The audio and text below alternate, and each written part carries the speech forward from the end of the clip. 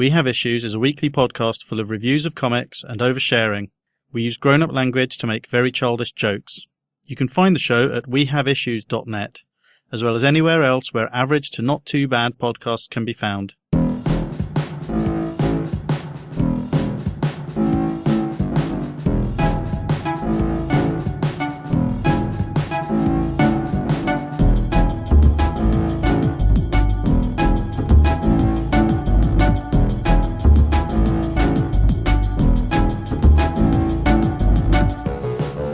Right, so we've been talking a bit about geography.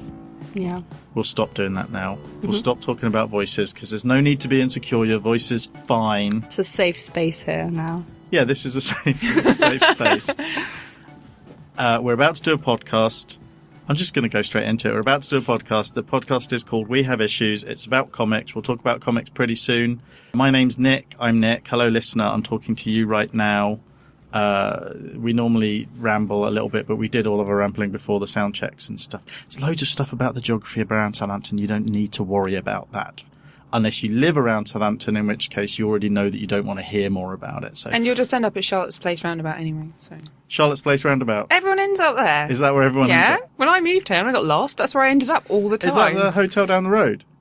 Yeah. So is that why there are always cars going round it? Yeah. Are they like every they're car? all lost. It doesn't matter where you are. You always end up at Charlotte's Place Roundabout. Like, oh, I know where I am now. And then you can figure out how to get home. Oh, that's true. Like, because and this is just some Polish immigrant stuff. Because if you're a Polish immigrant, you're probably living in St. Mary's. No, I'm not just being racist, but that's something you She's go a Polish through. immigrant. I am a She's allowed Polish to immigrant. say I should stuff just like say that. And and you have to go through Jersey Inn, like the hotel bit, to get to town. It's one of the. It's a rite of passage. Yes. Charlotte's Place is a rite of passage. I remember trying to find a Tesco Express in Bitton and I ended up at Charlotte's Place Roundabout. That's the other thing about Southampton. You're never very far away from a Tesco Express. I know. It was the only one I knew. I found it once by accident and I wanted to find it again. And I got to Charlotte's Place Roundabout. I'm like, no, I'm nowhere near Bitton anymore. How does that even happen? I hadn't long learnt how to drive and just moved to Southampton and... Southampton's not that big. It's weird. I mean, one thing that I have noticed about it, having lived in various parts of it, is you'll go out, you'll feel like you're taking a road straight out of Southampton, and if you go far enough on it and it feels like a straight road, eventually you'll come back into Southampton from another. Like if you go out to Bitton, you'll end up coming back in via Portswood somehow, and if you spend enough time travelling around Portswood, you'll end up in via Shirley, and it's very confusing. I find it very confusing. I promised we weren't going to talk about geography. The other two voices that aren't me, that's Jessie. I'm the Polish immigrant, yeah. Yeah, and Jane. The non-Polish immigrant. I worked out, you are half immigrant, aren't you? Yes. It's kind of an immigrant thing we've got going on. Oh, what are you? Half Italian. Oh, nice. You're first generation. I am. Yeah, I'm first generation. And I'm first generation. No, You're zero. I am just the You're Generation Zero. We've done the sound checks. That's all fine. Everything's fine. We're going to talk about comics. Already discussed that. Oh, yeah. Where can people find both of you? Oh. Jessie is... I'm still on Instagram at Deadpool's Girl. Yep. Still. And Jane is... Cover Jane on Twitter. Yep. And I'm on Twitter at Nick's site. The thing I was going to mention that occurred to me earlier today when talking about two of my colleagues in my office who are called Julian and Jenny respectively is that everybody else on this podcast except me has J as their first initial. I think you got a fetish for it. I don't know how it happened. It's weird. I think it's deliberate. Subconscious. Yeah. The James, Jane, John family came fully formed. Oh, actually, that's true. I don't know. And then Jessie came along, and I don't know. And we seem to know a lot of Jameses. There are lots of Jameses peripherally attached because there's James Hewlett, which is how we met Jessie as well. Who used to work at Forbidden Planet and stuff. So it's just, there are a lot of Jameses. Maybe it's like we're all J's because we're all like your minions. Maybe. J is higher than N in the alphabet, so I think it might be the other way round. Or lower. Or lower, depends how you look depending if you don't want A to be if you don't want to be obvious. Yeah. We do talk about comics. You can talk to us about comics and all sorts of other stuff online, as well as talking to us directly at the places where we just mentioned. We have got a Twitter account for the podcast. It's IssuesPod, ISSUESPOD. There's also an email address. It's issuespod@gmail.com. Mm-hmm. And there is a page for it on Facebook if you're on Facebook, and there is a page for it on Tumblr, which for the most part is just me posting the episodes at the moment. I need to get back into the whole Tumblr or reblogging my stuff, which I'm not going to complain about. Yeah. Or Brian Michael Bendis' stuff. New Year's resolution? More Tumblr stuff. New Year's resolution. My New Year's resolutions are going to be spend more time on social media. Yeah, that's 2015. Oh my God. Somebody told me I was unpleasant on Twitter today. I read. I'm outraged. I mean, to be fair, I was being quite unpleasant to him. I'm finding, and this has been happening, this has happened once or twice over the last 6 months about various different things. But there was a period at the beginning of my time on the social internet when it was all just forums about comics and stuff like that, where it was possible, and you largely knew the people you were talking to because you were all on the same forum together. There was lots of time spent arguing about things, and it's quite addictive, and I managed to get away from that. But just, this country is so easy to argue about at the moment. I have spent so much time arguing about Russell Brand. We don't have to get into it right now, but part of the problem with Russell Brand is that he is so easy to argue about, I think. And so I spent a lot of time arguing about Russell Brand today. For or against? Generally, I think people think I'm against, but what I'm actually against is that we are taught. I think he's fine. It's not Russell Brand. It's what Russell Brand represents. It's that people seem to think that we need Russell Brand that bothers me. Oh. I mean, as a comedian, as a funny man, yeah, we need more funny men. But as someone who, as political advocates, to represent ourselves. Maybe we should do that ourselves. I keep hearing this argument that says, but we won't. If people like him don't bring our attention to this stuff, young people just aren't active. And then I think, well, but I was watching the news a few years ago, and there were like loads of protests, which were largely young people. I think young people are pretty active. Okay, this is coming from someone who's still in college. Yeah. We are going to mention the fact that I'm really young. Isn't that right, Nick? Yep. Yeah, Yep.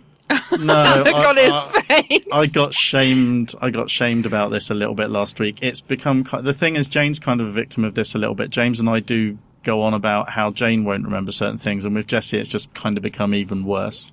They're like, oh, you're not going to remember, 5 years ago, like when you were 5. Well, no, you were only 12. I mean, I'm a really smart person, though. But my point right. was, yeah, don't define her by her age. But my point was that actually, like, a lot of what we do, if I'm sat around with my friends or whatever, we always have the news in our common rooms and like canteens and things on. Like, lots of young people talk about politics and what's actually happening now. So, like, it's okay, Russell Brand. Yeah, it's we fine. don't need him. You can go back to doing a stand-up. The reason there are food places for him to go and be filmed at is because normal people have started volunteering for them. So it's kind of, anyway, never mind, I'm getting into it now, and that's kind of the problem. And then it becomes about Russell Brand when it isn't really about Russell Brand. It's about the fact that people feel we need celebrities to do this stuff. And then I start thinking about Bob Geldof, and I just get even more angry. Oh, yeah, let's not.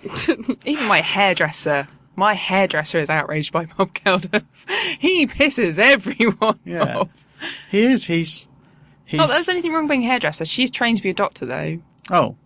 Why is your doctor trained? Why is your hairdresser? I don't know. For some reason, I'm the only person in the world that would have a hairdresser that's trained to be a doctor. Did she train to be a doctor and here and couldn't get a job, or was she a doctor overseas and came over and couldn't get a job, or what happened? No, she's like 26 and she's been a hairdresser since she left college, and now she wants to be a doctor. So she's trained to be a doctor. She's training to be a doctor? Yeah. Oh, cool. Okay. We need more doctors who are politically active. So she wants to be a GP, so what I should do is get her to be my GP and she can cut my hair at the same time. Yeah. Honestly, when she quits and has to do a full-time training, I'm just never going to get my hair cut again. That could maybe be a thing that she specialises in, because House, played by Hugh Laurie, would probably be able to give you a diagnosis based on something that was wrong with your hair, couldn't he? He would work out diagnoses of people like, you see, your hair's a bit brittle. That means I don't you've got know lupus. if I'm ill or not. It's always it's autoimmune. They're bleeding from the anus. Yeah. Wait a minute, what? House. Literally every other episode, bleeding from the anus. Isn't that like a joke at one point when the three of them come in and we've got rectal bleeding, and then he's like, all of you? What does it? I mean, what does it normally mean? Bleeding from the anus. Yeah. Not good things. It usually means that it's like a really stupid thing that they overlooked, and it's not actually a symptom or whatever, and they're all wrong, and then end of the episode she survives. Or whoever. I don't remember. So how any of these episodes? So how much blood are we talking? I mean, just in the stool, or no, like bleeding from the anus. Yeah, like you wake up and bloody it's diarrhea. Yeah. and it's just coming out. Oh, okay. Yeah. No, that's not me. That's absolutely fine. No. Are you bleeding from the anus? Not right now. I have my moments. No, not actual blood. Not actual bleeding. As someone with limited clinical knowledge, if it's bright red, you're okay. If it's dark red, you need to do something about it. What if it's foaming? Stop sleeping with dogs. I think. I mean, I've had I've had cameras stuck up there. They say it's fine. They say I'm fine. It's probably tears. Is that at the doctors or? Well, not I mean, they just don't at home. Yeah, no, Might be something you're into. I don't know. No, not. I wouldn't. I mean, if someone was into that, that'd be fine. The first time I had a colonoscopy. Yeah. First time I had it, the doctor and the nurse, and I guess you have to be. And Jane's probably heard me talk about this before. They were really chipper, and it was really unnerving. They were really upbeat. And they had the screen there. The second time I didn't really watch the screen. I didn't really want to, but, they had the screen there and they were like, look, here, this is your insides. This is showing that we're fine. And I could feel the tube in my tummy. And they said, this is a little bit of poo. And I'm like, why are you so upbeat? Well, and They have to be. Like, if I had to do this as a job every day, look at people's bottoms and...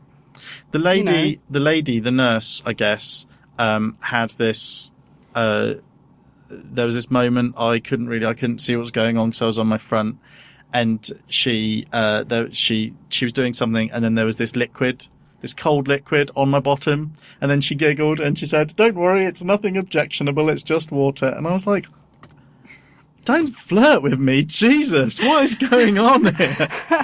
Do you think she gets dates like that? I don't know, I was feeling very vulnerable.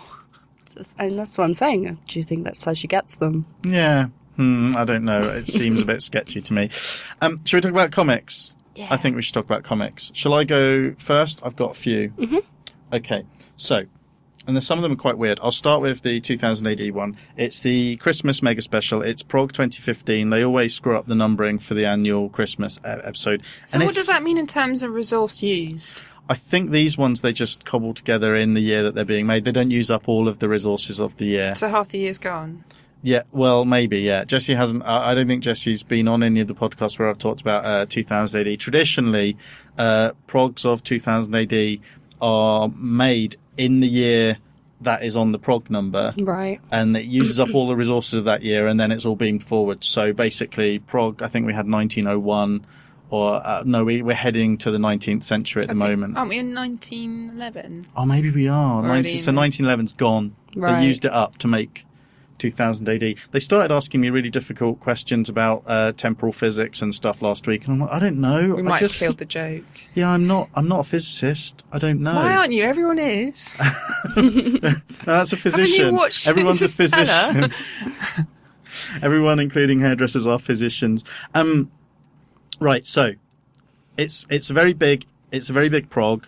There's lots of stories in it. There's a quiz that takes up loads of pages in the middle that I didn't like very much. But there are what they've done, and it's really sneaky how they do this. They're getting really good at doing this. I don't know who the 2000 AD specials are for, but I suspect that they are mainly for lapsed 2000 AD readers. it would be very difficult for a brand new reader to come to this, because what they do is they put loads of really good stuff in, but it's mostly one-shot stories or the beginnings of stories that previously existed. Really Judge Dredd and Megacity heavy in this. There's a low-life story. There are 2 Judge Dredd stories, the first part of which is the beginning of a big new painted gorgeous epic about Judge Death. And there's I can't remember what his name is, but there's this other character who hasn't been in it for years that they have this really nice self-referential story in here. Oddities in here. There's one about a guy called, what's his name? He's been in it before. Written by Pat Mills. The Visible Man. He's not visible. It's kind of creepy. His skin's invisible. You can see all of his guts and his skeleton and everything. It's a nice little horror story, which is a bit weird. Would have fit more in the Halloween thing, with really nice, sketchy black and white art by David Hitchcock, written by Pat Mills. There's the beginning of a really unusual new story called The Order, written by Keck W. I think that's a pseudonym, with art by John Burns, which is weird because it's all swords and sort of feudal Britain type things, and then there's a werewolf, but then there's a robot, and it's really weird, and I really don't know how that's going to turn out. But otherwise, there's lots of old classic stories that it's really nice to see back in here. There's a low-life story, I don't know if I mentioned it before, which I think is written by Rob Williams with art by Disraeli. They're one of my favourite creative teams and stuff. But these represent a really good jumping on point for 2000 AD, but because it's very focused on pre-existing stories, I don't know how amazing a jumping on point it is for someone who doesn't already know 2000 AD. As I said, lots of Judge Dredd, but it's really good Judge Dredd in this issue. So the beginnings of this Judge Death story, it's called Dark Justice Part 1. It's imaginative, isn't it? It's called Dark Justice, and this is Part 1. The art in it is just absolutely beautiful. It's written by John Wagner with art by Greg Staples, and it's gorgeous. I like it. Cool. So that's, how much is it? $4.99. $4.50. $4.50. Good guess, though. So I mean, it's kind of like I said, it's definitely more for lapsed readers than it is for anyone else, because it's a great way to get a big burst of story.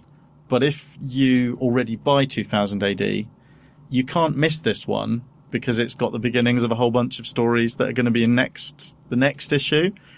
But that means that what normally costs you a couple of quid is going to cost you £4.50.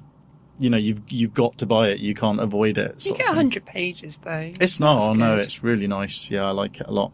Even if some of it is taken up with a quiz, which is a bit weird. The fourth part of the Storyteller, Jim Henson's The Storyteller Witches. This is a series of one-off stories by different creators where they adapt older. The Storyteller was a Jim Henson workshop TV series, which was absolutely lovely, and a lot of people kind of grew up with it, even though I don't think they made that many. Each one was bookended by John Hurt, and John Hurt dressed up as this really old dude. Kind of looked a bit like John Hurt does now, that he is a really old dude, and his little Muppet dog.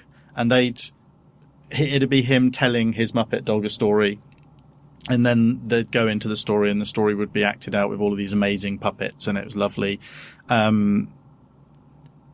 But they kind of were stories that felt familiar. They felt like normal fairy tales, and some of them probably were based on really old, obscure fairy tales, but they were also refreshing and stuff as well. Apparently there were a few missing scripts that never quite got made, and so Archaea have been getting artists to do 4 of them. These have been brilliant. I was going to say, the art looks awesome. It is. Each one's been a different artist, and they've all been gorgeous. Each of them's featured mainly female central characters.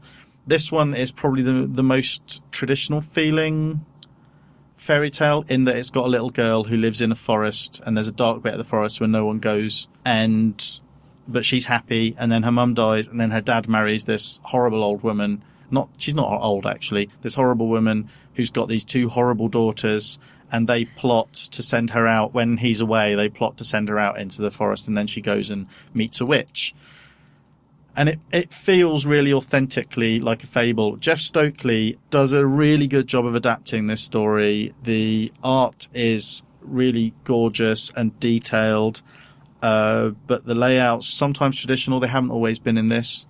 Sometimes traditional, but sometimes he'll do a page spread that's just absolutely gorgeous as well.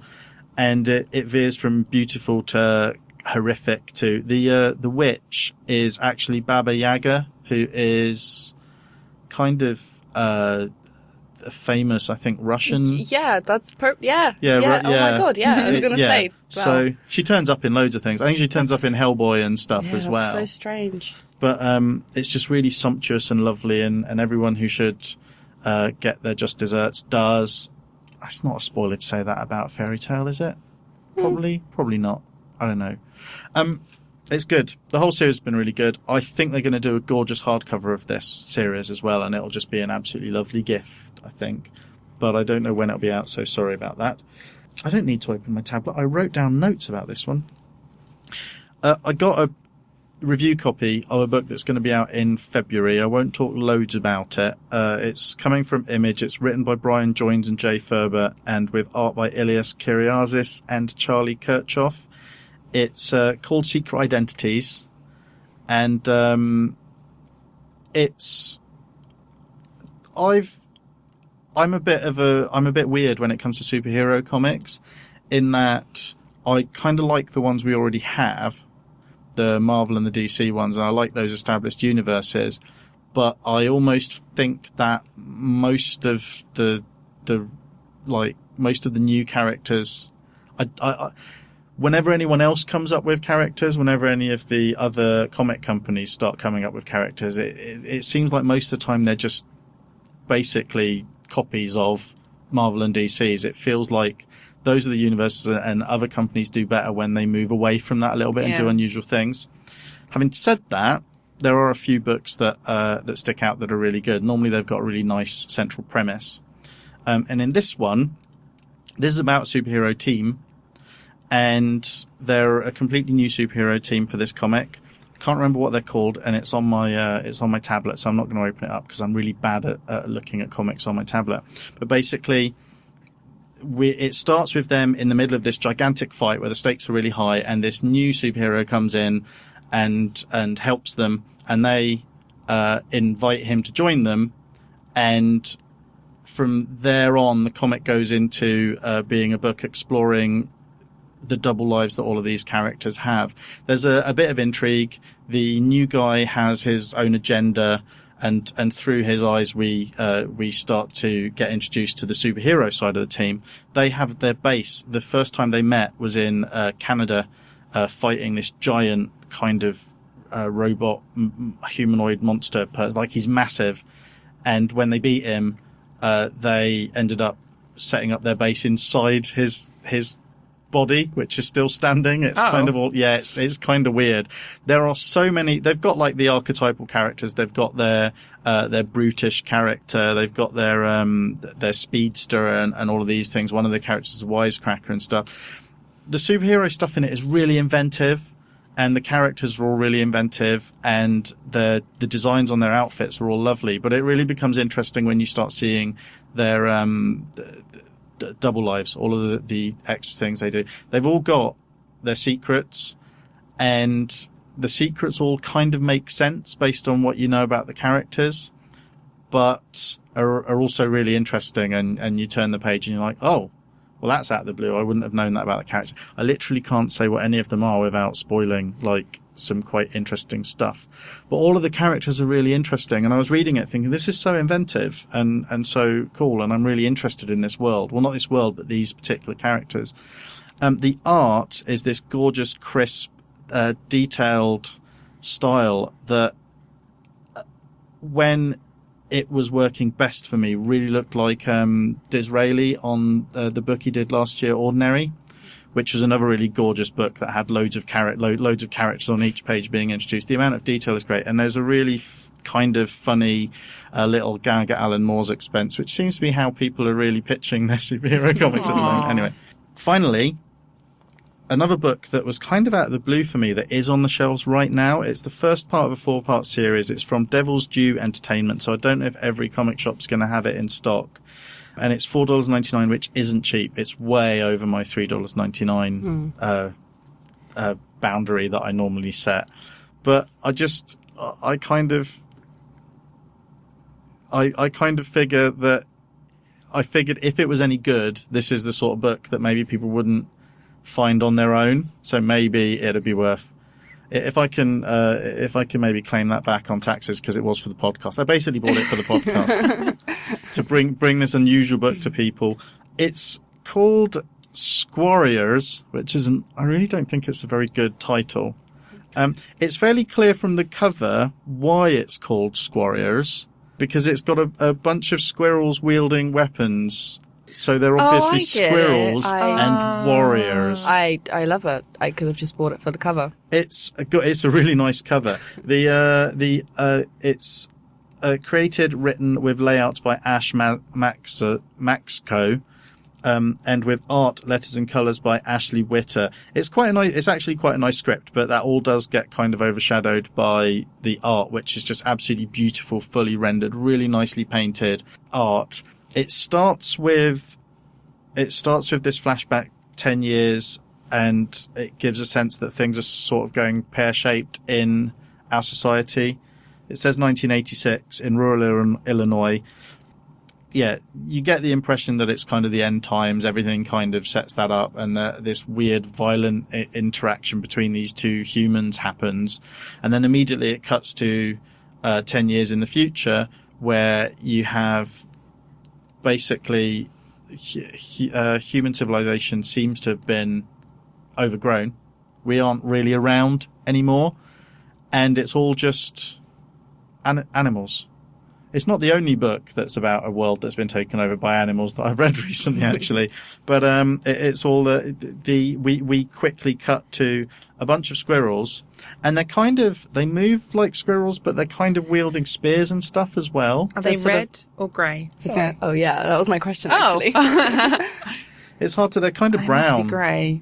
I guess they're brown. Well, I guess that's are grey. The vicious ones. Well, yeah, they've got a brown tinge to them, I guess. Well, they all seem to be. They all just seem to be a bit vicious. The red ones are nice. They're like, come in, eat our nuts, and then just kill them. Yeah, I think you'll find that the fact that they're wielding spears and swords is what makes them vicious. But they're all. The thing is, I think we're supposed to. The one that's being chased at the beginning is from a clan called Tinkin. And I think we're supposed to, they are our protagonists, because once this scene finishes, it cuts to back at they live in this giant, it's like a train that jumped the tracks. So they all live in there, but their resources are dwindling and they're very ill. They're in trouble. I was going to say they're in dire straits, but then immediately thought if James was here, he'd make a joke about the band Dire Straits, and so second guessed myself, and now I've kind of spoiled not making the comment by explaining the comment. Overanalyzing it. But yeah, the Tinkin, you get the feeling that they are a bit more like martial artsy about their viciousness, but they still have spears and stuff. They're not. You get the feeling they're supposed to be a bit more spiritual than the other squirrels, but for all we know, that might just be that the writer wants us to think that. They could all just be horrible little monsters. I don't know. But there's basically a bunch of squirrels chasing another squirrel, and then this cat enters the fray, and he's talking to them as well. And you get the sense that this area, I think we're still in rural Illinois. Yeah, I think we're still in rural Illinois, is divided up by all of these different clans, some of which are all one specific animal, some of which are two. The Tinkins, for example, they have a fox that hangs out with them, and they've got birds that work with them as scouts and stuff. And so what you get is this survival story about this clan of squirrels that need to either start making truces with other clans to get resources, or they're going to have to move because they're dying out and they're surrounded. It's unclear where the narrative's going to go from there, if any real clear heroes come out. The one problem I did have with it, maybe because it's so gorgeously rendered, the squirrels all look like squirrels, even when they're doing sort of vaguely human-y things. But then I guess squirrels are kind of kind of do vaguely human-y things all the time. That's why we like them so much. They do that little thing with their hands. I was just thinking more Disney. I think Disney made us like squirrels. Maybe. I mean, maybe.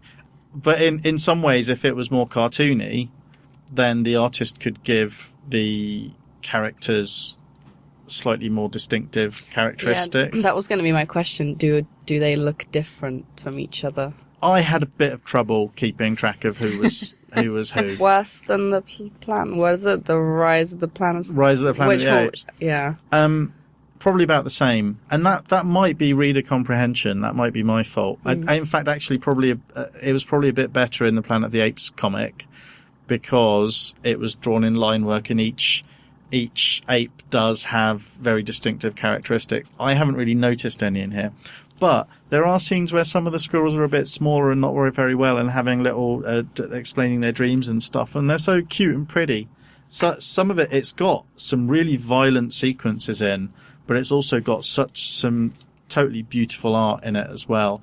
I can recommend it, but I don't really know where it's going to go, and it is quite expensive. So it's definitely worth having a look online and seeing. It's a Squarriors, Squarriors. So it's really not a good title. I'm just not going to attempt. Squarriors.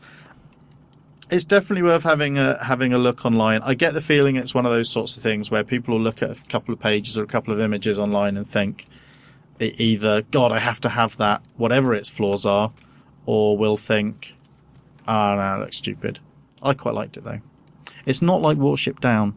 That was one thing it's not like this is about actual animals now. These are clearly some things happened. They talk about they call humans creators, and they do behave in human-y ways. The spears are kind of a thing, but the cat actually takes one of the spears and holds it between his little claws and uses it like a toothpick. Do you know what I mean? So it's clearly not just this is what our animals are like all the time, and we just can't see it. No, something's evolved. There's something else is going on there, and we don't quite know what. But it's pretty interesting. I liked it. Mutant squirrels. Mutant squirrels. I mean, it seems like they might be. Title. Yeah, Mutant squirrels. I think more people would have probably bought it. Yeah. Because what you don't want is a title that you're not sure if you can pronounce it properly. Definitely turns off your foreign appreciation vibe. No one's gonna look at it in France and go, yep. Squarrior, I don't understand. I'm a fan, yeah. Yeah. Who wants to talk about their comics next? Do you want to get next? Yeah, okay, just so the middle bit sucks and we can go to the really good end.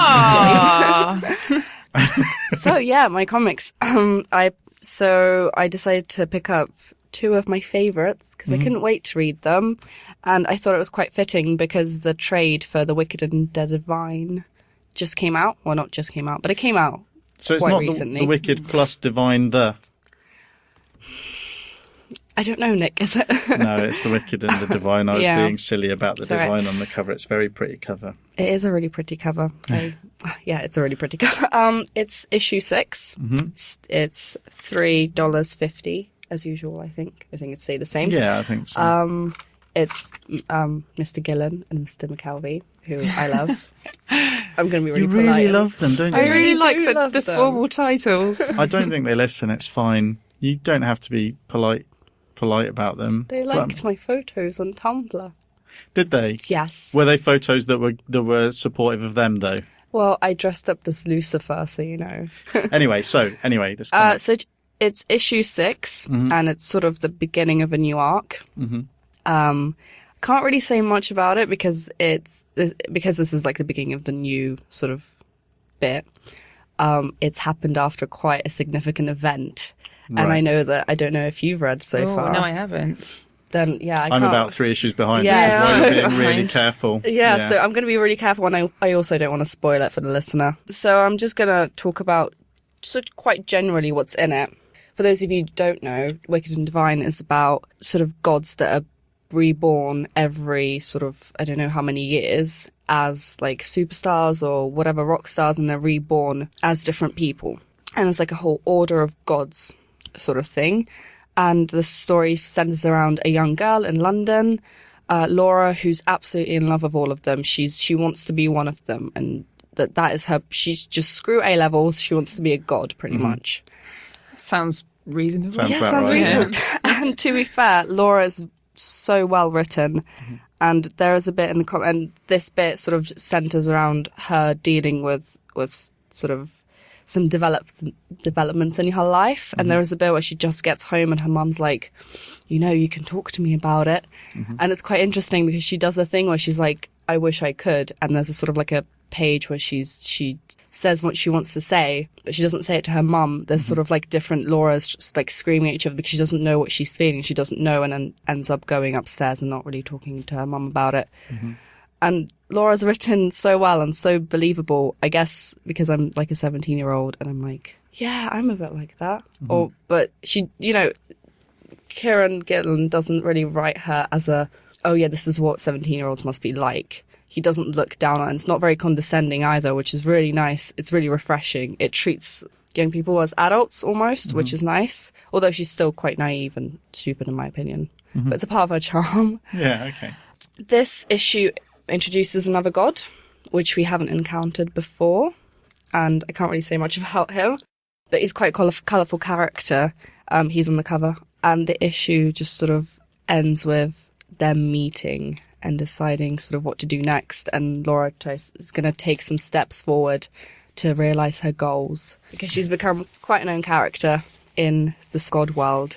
There's this weird thing going on in the issues I've seen. There's this weird thing going on where she's sort of wrestling with one or two of them, and they're gods, but they're kind of just celebrities. The metaphor is they're basically celebrities to young people, aren't they? And so she's a fan, but then she gets pulled into their orbit, and so she's dealing with, will she be, almost, is she going to be accepted into that circle, or is she still just a fan? Or and she's dealing with all of that. This is where this issue sort of solidifies her place in what she's trying to do.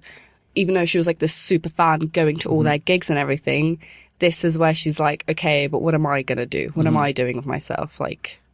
And it's really nice to see her take sort of initiative on what she wants to do and not just follow Lucifer around. She was being led around a little bit by people, but okay, I need to catch up because I really enjoyed the first few issues, but. And the only reason I picked up Sex Criminals this week, it's the 9th issue by Matt Fraction and Chip Zdarsky. I'm going to pronounce it like it should be pronounced. Yeah, someone who can finally pronounce names. Yay! Oh no, I can only do the foreign ones. That's good. That's the ones we struggle with. If it's got a Z in it, you stand a decent chance of knowing how to say it properly. Yeah, okay, probably, good. yeah. And the reason I picked up because there's a little bit of there's a joke between the creators. Basically, this issue revolves, I think someone's already talked about Sex Criminals, haven't they? I've talked about it a bit. I love that book, yeah. And there's a little bit of a joke where they're talking about the life of a porn star, and they sort of go through her life and what it's like. And like one of the porn videos that she'd do is The Licked and the Divine. And it's literally the whole scene is just a rip off of The Wicked and Divine, and it's like porn. It's so funny. Oh, brilliant. It is genuinely amazing. And I think I saw a thing from Kieron Gillen on Twitter saying, oh, we can sue them now for all their work. Just been waiting for the opportunity. Have you read the rest of Sex Criminals? Yeah, I've read pretty much what it's... Yeah. It's one of those things where if people only read comics that were aimed at their particular demographic, that represented their demographic, you've basically picked two books there where one of them is squarely aimed at me. At your age group or your demographic, people who occupy your particular culture on the internet as well.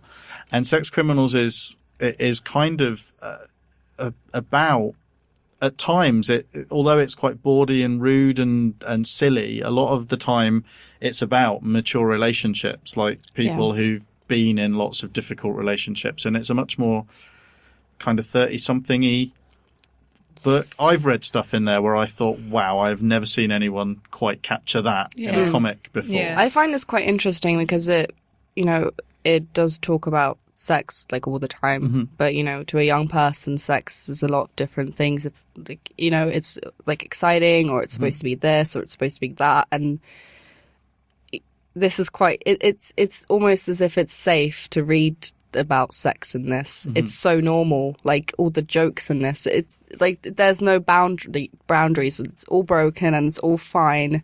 So it almost makes you feel really vanilla and boring. So you don't feel like sex is that strange. Yeah. And for a young person, you're like, oh, okay. It's just another thing, especially, you know, since they sort of have sex and stop time and do whatever they want for a bit, which is quite interesting. Well, you think early on that it's going to be about sex, and then realise really quickly that it's about relationships, and sex is just their way into it, which is kind of it's interesting. It's not a way where you put sex in the name of a comic and you make it like explicit, and people are going to assume that it's all about the actual act rather than I mean, it's not where trying to it be fits sexy, in relationships and stuff like that, which is good. Which, I mean, I'm sure Chip Zdarsky's art could be sexy. Oh, yeah, well, but obviously, I mean, there are some bits that are really sexy, but, you know, it's not trying to be, that's I don't not what think. he's doing. Yeah, no. He's such a dork. I love them all. Yeah, no, he's very, very funny man online, Chip Zdarsky. But it's interesting seeing people working with him because he's always been a figure of fun. He's good. I mean, I don't know him personally. I just know him on Twitter. I don't know him on Twitter. I just watch him on Twitter from a distance. I just stalk him. And adore him. I'm pretty sure that's most of what internet comic fans do. Yeah, I think so. It's good. Did you have anything else to say about it? No, I'm really boring this week, I'm sorry. No, that's... And I picked up this because I thought this was like... I picked up the Marvel 2015 calendar freebie. It's an actual calendar. Yeah, but it's an actual calendar. Like, I thought it was going to be like what's coming up with the month, like a little summary or what you might have missed. Or... Oh, no, but it does always got some key dates in there, Jessie. It's got brilliant. It's not what I wanted, but Ant-Man release and Independence Day. And... Yeah. It's quite American. It's got things like Thanksgiving, but which we definitely don't do. Oh, it's Spider-Man. I thought it was Ben Grimm. I was like, oh, that's controversial. Oh, and you get a card. Oh, yeah, you get like a little Leo Fitz card from S.H.I.E.L.D. because... He doesn't look very happy to be on a card. He's not going through really nice times on the show right now, to be honest. I need to get up to... I watched the first episode, thought, this looks like it might get better. And it definitely got better. I know, that's the only good thing about the calendar. There's Deadpool at the back. Yeah, December is a good month. I need to catch up because I keep hearing people going on about how good Agents of S.H.I.E.L.D. You need to power through it a little bit, especially towards the middle of the first season. After that, you can't stop. Like, I'm amazed at what they were doing with it. I was really happy. Probably getting into their stride. I don't know if it was much of a hard sell because obviously comic books and films have been really popular. So when the TV series came out, it was a bit like, is this going to be what we hope it's going to be? It was a hard sell, I think, because it doesn't have superheroes in it. At least not the conventional ones that we want to see so much. Trying to keep comic book fans happy and then pulling in new fans. I haven't seen any of it. It's just from what I've heard. It seems like they were trying to get that balance. Which is going to be really difficult. Yeah. I think. But it's good to hear that it's pulling people in at the end. It's obviously clicked and people are getting... People are still fighting for it. I mean, it's always on the verge of getting cancelled, sadly, so... Feels like everything is all the time, always. Oh, that's a cool T-shirt. A jumper. Oh, did you not Christmas. See? Yeah, it's my Christmas jumper. Is it Guardians of the Galaxy? Yeah. Oh, that's so cute. My boyfriend got it for me. Because I made him. Is the correct response. I was watching Honest trailers, there's a YouTube thing, and I watched the one for The Hobbit, the latest Hobbit, well, I think the second Hobbit film, which was hilarious, and then I watched the one for Guardians of the Galaxy, and they're a little bit sarcastic in the first 30 seconds, and then they go, to be honest, we're reaching, really, because we really enjoyed this movie. Yeah. Anyway, Jane. Yes. Okay, I'm going to talk a little bit about Comixology at the moment. Not a moan. Okay, what's Comixology doing now? I think Jessie might like this too. Oh. They're doing 12 Days of Christmas. All right. So we're getting free comics at the moment. Oh. Yeah, good stuff as well. So if you're a bit strapped for cash, you should get on there. Yep, download broke some free students comics. unite. Yeah, absolutely. And it's not rubbish. It's good stuff on there too. Oh, cool. So I just thought I'd mention that. It did start on the 11th. I don't know if you can go back, but I got yesterday's comic on there. That's not what I'm going to talk about, though. I wanted to mention it. What was yesterday's comic? Hang on, I'll find out. Oh, close the app. Sorry, I've got you on the hop. No, it's all right. It's quite a recent one. The one that came out in September Dr. Mirage, the death-defying Dr. Mirage, which I think you picked Oh, I up. think I read that. Yeah, I thought it was from a really Valiant. good Yeah. first issue. Yeah. Oh, so it's not brand new stuff, but it's quite recent. No, Oh, recent cool, stuff. okay. So if there's things you've missed this year, I mean, it's not rubbish at all. So if you've missed things this year, you might be able to pick them up. But yes, for Jessie, I think it might be ideal for the next few days. There's always loads of like cheap and free stuff on Comixology, isn't there? Yeah. They're really good. I'm not on that because I just detest digital comics. Yeah. But I will. They're a necessity, honestly. Speaking of, while we're talking about cheap and free online comics, Humble Bundles have been really good for a little while, but they did one recently. I wish I could remember what it was for. Yes, now hang on. But I have that link. It so I had can just tell you. hundreds of comics in it that you could pay anything you wanted for it. I remember this, yeah. Who was it? Was it? There was another one that someone shared onto Facebook or whatever, and it was like for £10 it was like over 500 comics or something. It's crazy. I don't know how they're doing it. Well, I mean, they're doing it because It's all digital, isn't it? Yeah, So- they're doing it because there's no overhead for it except the bandwidth. But I guess mean, they're it's trying to dump it all before the new EU VAT regulations come in. But it is gosh. all like first issues Yeah. or 2 issues. Yeah. And Yeah, like there's that, so, you know, loads. it's to hit you in, I guess. I've got a bunch. The Humble Mega Holidays bundle, because I got sent a link to it. Which is it a particular company that it's in? Oh, let's have a look. It's the indie companies, I think. Yeah. Because they did a really good Doctor Who one a while ago, and they did a really good. The problem is, I buy them. It's the same thing I do with video games. I buy them, and then they just because at Humble Bundle it's like $5 or whatever, and you can get loads, and then I just don't get around to reading them. You're a fake comic book. I am. I'm a fake. It's comic book- Dynamite. Boy. Dynamite. It's a Dynamite yeah, it's one, really yeah. amazing. Yeah. I'm a fake comic book guy, and I was told in the week that I clearly don't play. Bob's Burgers on there.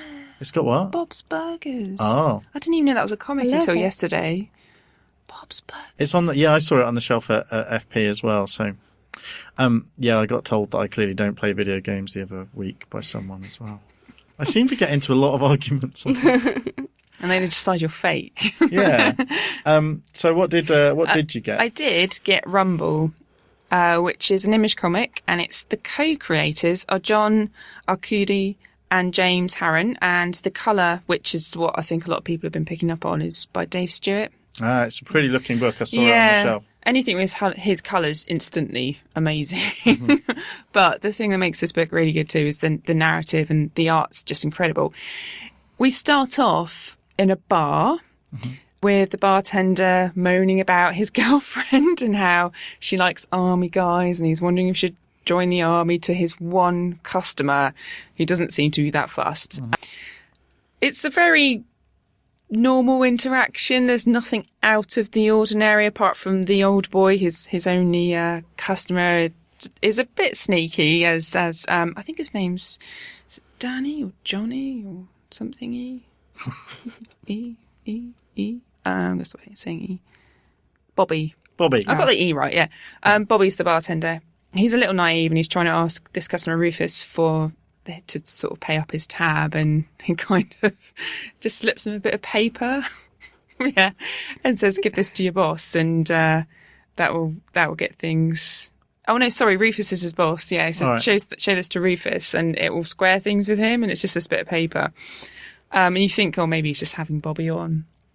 Anyways, he goes outside and then is attacked by I don't know, some sort of scarecrow thing. It's really freaky, like a monstery creepy. scarecrow. Yeah, it's got this massive, great big fuck off sword too. I mean, like not just your normal kind of sword. Just a fuck off sword. Yeah, literally, like chops his arm off. He's like, fuck off arm, that kind of thing. He gets his arm chopped off. Yeah. It's my favourite expression ever now. And, yeah, you don't really know why he's attacking him. And he goes back into the bar and he's like, oh my God, Bobby, my arm's been cut off. And, So it's not business as usual. He's surprised. Yeah, I know. He's like, wow, I thought you were going home. Why are you bringing this to my door? I've got a girlfriend who likes army men I've got to sort out.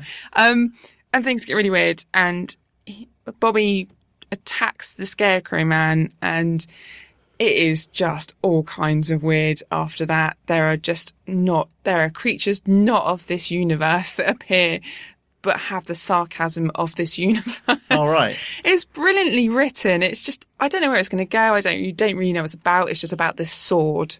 And this sword is ridiculous. It's a fuck-off sword. Yeah, it's a fuck-off sword. Yeah. It's just, it is like the scariest thing you've ever seen. And Bobby's trying to sort of, well, he's like, I've got a sword now. Anyway. But as you can probably imagine, no one really believes Bobby about what's happened because there doesn't seem to be any evidence of what's happened. All of the monsters just disappear. Some of the monsters haven't appeared yet. All right. But the monster that was there and the customer aren't necessarily around. Oh. Which is very strange. Yeah. Really, really great first issue. Highly recommend it. It was only £1.99. So you can't really go wrong with that. And it's just the art's incredible. It's James Harren's art's great. I think I've seen him do Conan, but he's one of those people who you see him posting art online all the time, and he's really, really... It makes you cry. I've never cried. I mean, no, I'm very manly. I don't cry. He cries all the time. I do. I'll probably cry while I'm editing this tonight. So is it set in our, I mean... It's, from what I can tell, it's in America. It seems like it's in present day. There's no... It's only as weird as America normally gets, except for all the monsters. I mean, are you sure? It is a huge... That is badass sword. Yeah. So there's something mythological going on. And Bobby's not the only story. There are two other threads. Mm-hmm. You have no idea, but they are equally as creepy that come into it. But it's just, the art's incredible and the colouring is just really gorgeous as well. And the dialogue is just really quick-witted, which I was quite surprised about. There isn't a redundant sentence in this comic. Everything means something or is some kind of witty joke, which I was really taken by. And I was reading this when I was half asleep, and my boyfriend said to me, I said to him, my boyfriend, life partner Steve, I really enjoyed that comic. It was really, really good. He was like, what's it called? I was like, I don't know. As I was falling asleep. So I couldn't tell him what it was called as I was falling asleep. So I should probably tell him because he still doesn't know. Well, hopefully listen to this. I'll tell him to listen to this. It's really good. That's the only thing I actually had time to pick up this week, and I didn't even pick it up. I was lazy and got it on Comixology. I had it in my hand for a while because I've heard about it before. For some reason, I thought it was about actual monsters, like Godzilla and stuff, style monsters fighting each other. I don't know where I got that from, but it was in my hand, and so was Squarriors, and I thought, loads of people are going to talk. I like Squarriors. I've not heard anything about that. That sounds crazy ass, but it sounds like your comic was probably a bit better. Oh no, Squarriors was good. I don't know why I'm turning on it now. That's one weird. of them's pronounceable. Yeah, that's true. Rumble is much more pronounceable. Thank you, Jane. That's okay. A couple of quick things. The first thing is I wanted to mention, because I haven't heard people talking about it, and I've been reading digitally Little Nemo Return to Slumberland, which is a series that's coming out from IDW. It's on the 3rd issue now, and it's been fun. It's based on, it's a continuation of one of the earliest comics ever, which was Little Nemo in Slumberland, which is about this little boy. They were like one-page stories from the turn of the last century, I think, by Winsor McKay, and they were literally, this little boy is lying in his bed, and then somehow he either falls through his bed, or he falls off the end of his bed, or his bed floats into this dream world where he meets all of these colourful characters. And then at the end of each page, and a queen and a princess and everything. And then at the end of the page, he'd wake up with a thump and fall out of his bed. And there've been various different versions of this. There was a comic, I think, called Little Ego, which was a beautifully drawn European rude version. It was about a girl who'd end up in all of these situations. She'd always end up naked at some point, and anyway. European. And so IDW are doing a series now. It's written by Eric Shanower with art by Gabriel Rodriguez. Eric Shanower is the guy who does.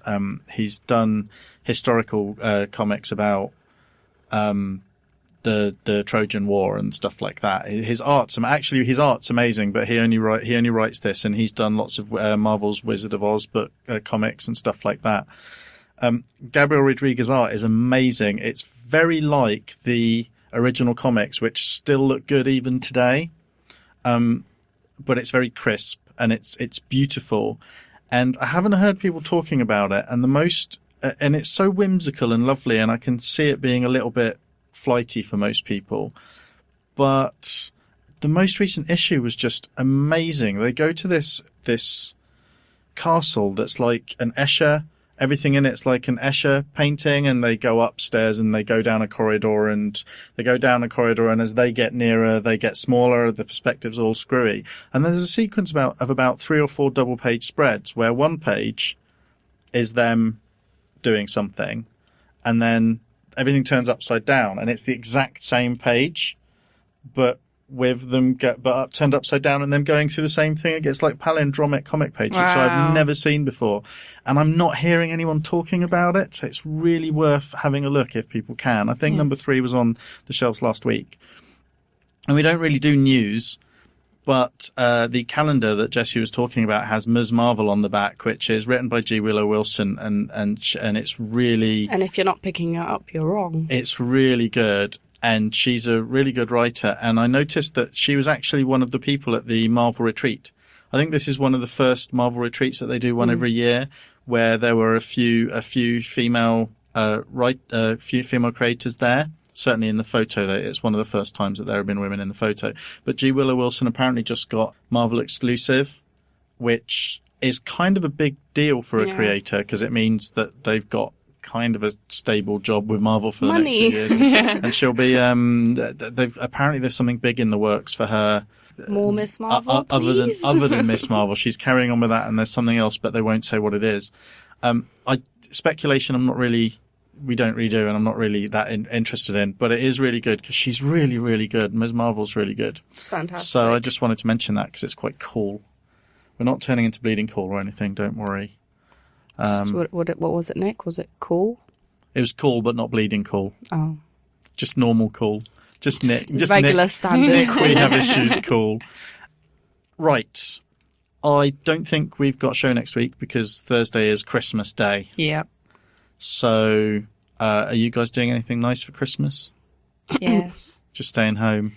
Well, I can go back to my mum's. So all right. Okay, waited on hand and foot. It's going to be amazing. Oh, hand and foot. Yeah. That's the full treatment, we call that. Yeah, the full treatment. And Jessie? Probably trying to stay sober. Yeah, okay. That'd be nice. We had a fake Christmas last week. Well, we have two Practice run. We have 2 fake Christmases, which are really nice, and then we have just a quiet one at home, which is quite nice. But I got the board game Risk Legacy, which I've been very excited about for a really long time. So it's a board game that costs the same as other board games cost. So it's £50, which is quite a lot. £50. Yeah, but as the game progresses, you do the idea of it is it's the same as normal Risk, only a bit cooler, except that as things happen in each game, you do things like if you win a game, you get to write on the board and create a city and write on the board that's still there the next time you play the game. And you have to rip up cards as part of it, and there are little packages in it that you only open up when a certain point has been reached. And so it's like you have a 15-game tournament that we're going to start, I think tomorrow night or Saturday night. That's exciting. Yeah, Amy wasn't that excited about me. I wanted to buy it myself, and she was like, "You are not buying something for £50." I was going to say, I don't think she was excited about the price tag. But now that it's in our house and someone else bought it for me, she's quite happy. So that's exciting. So I just can't get over you've opened Christmas presents already. Only the family, only the ones at the fake Christmas we had. We haven't given each other any presents. I made my boyfriend give me all his presents. You mean all of his presents for you? Yeah, not all of his presents for Christmas. That'd be quite... I'm not that horrible to him. That'd be mean. But I was like, oh, so what did you get me? And then he'd just tell me because I'm scary. Oh. So he gave me 3 of my presents already. You're taller than him, aren't you? Only in heels. Oh, only when you're wearing the heels. And I wear heels all the time. Yeah. So. Because I've met him briefly and so is that what you took away from the... Jessie was towering over him. It was funny. He gets really annoyed about that. Well, I mean, I'm a short... Thanks for bringing that up, Nick. He does listen to this. He's going to be like, thanks. Look, I'm a short guy and my wife's taller than me, so don't feel bad about it. We're just short. Live with it. It means we've got someone... I'm speaking to him now. Mm-hmm. It means we've got someone who can get stuff off high shelves for us, which is good. That didn't emasculate him at all. It didn't. Are you saying I'm emasculate? Yeah, okay. Maybe I was emasculated so long ago that I don't even notice anymore. Right. So, listener, have a good Christmas. We'll be back after Christmas. Hopefully, unless something traumatic happens. Christmas, there aren't any disasters or anything planned for Christmas, are there? We're not all going to be dead or anything. Might be. I don't think they're planned. Oh. That's the thing about them. Might not be Squarriors. It might be Turkeyers. They might turkeys might take over the world. Oh, we don't have turkey for Christmas, so you know. No, neither do I. That's why I'm so confident about it. You mean the bird? Yeah. I thought you'd say something like that around a Greek Cypriot and suddenly... Oh! No, I wasn't. I didn't mean Turkish people. I meant turkeys. Turkeys are basically dinosaurs. I don't mean the people. I mean we had one on the table in front of us, and I was looking at it with its legs sticking up, and I'm like, they're basically dinosaurs, aren't they? They're gigantic. You're looking at me. I don't know if that's a thought if that ever comforts occurred you, to me. then yes. It doesn't comfort me. It terrifies me. Listener, thank you for listening. You've been awesome. Have a merry, merry Christmas, and we will we'll speak at you when we get back. Jessie and Jane, you're awesome, and merry Christmas to you too. You two too. Shall we say goodbye? Yeah. Yeah. Bye-bye. Bye.